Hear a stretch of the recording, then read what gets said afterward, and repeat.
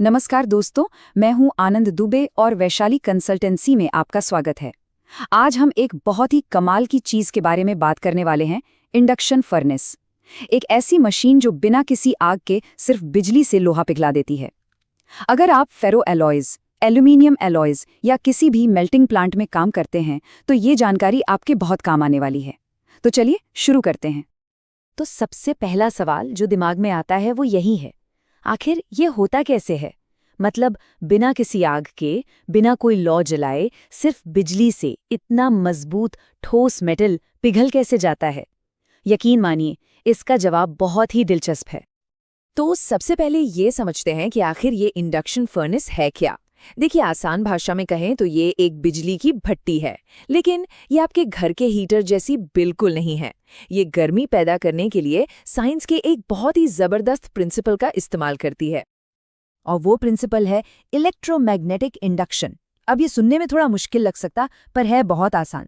सोचिए, एक तांबे की कॉइल है जिसमें से बहुत हाई फ्रीक्वेंसी वाला करंट गुजर रहा है। इससे उस कॉइल के चारों तरफ एक ताकतवर चुंबकीय क्षेत्र यानी एक मैग्नेटिक फील्ड बन जाती है।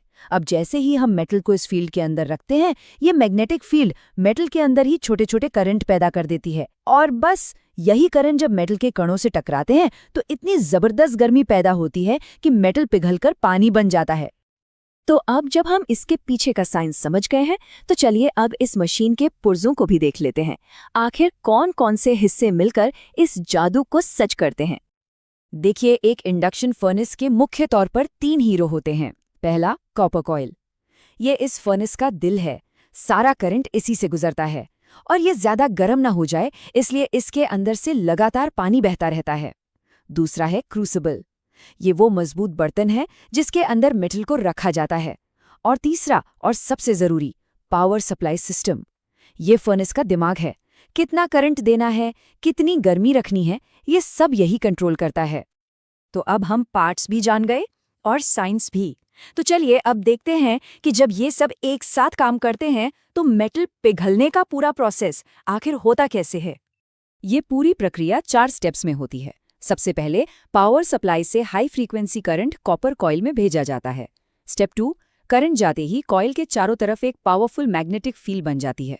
स्टेप 3, ये फील्ड मेटल के अंदर एडी करंट्स यानी छोटे छोटे गोल गोल करंट पैदा करती है। और आखिरी स्टेप, यही एडी करंट्स मेटल के अंदर फ्रिक्शन या घर्षण से गर्मी पैदा करते हैं और मेटल देखते ही देखते पिघलना शुरू हो जाता है।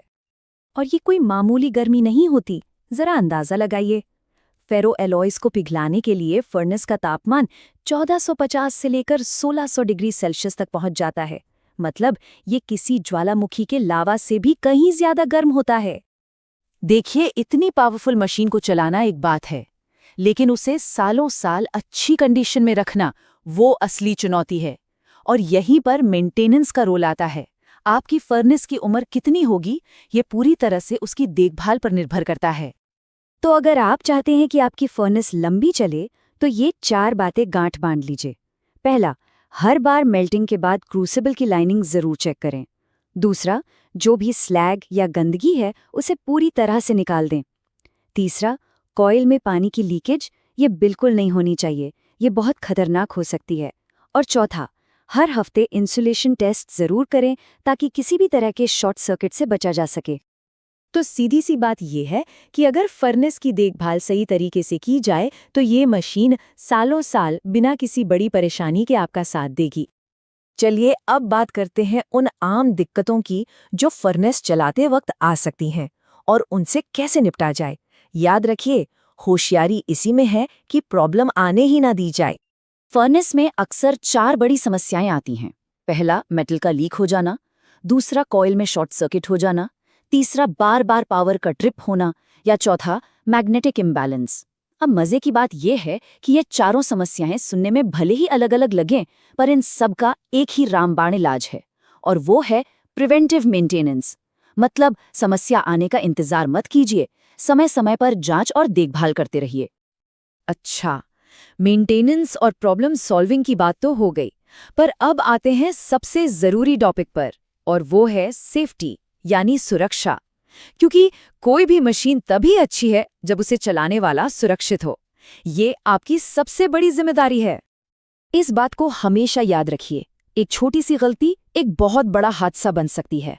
फर्नेस पर काम करते वक्त लापरवाही की कोई गुंजाइश नहीं होती।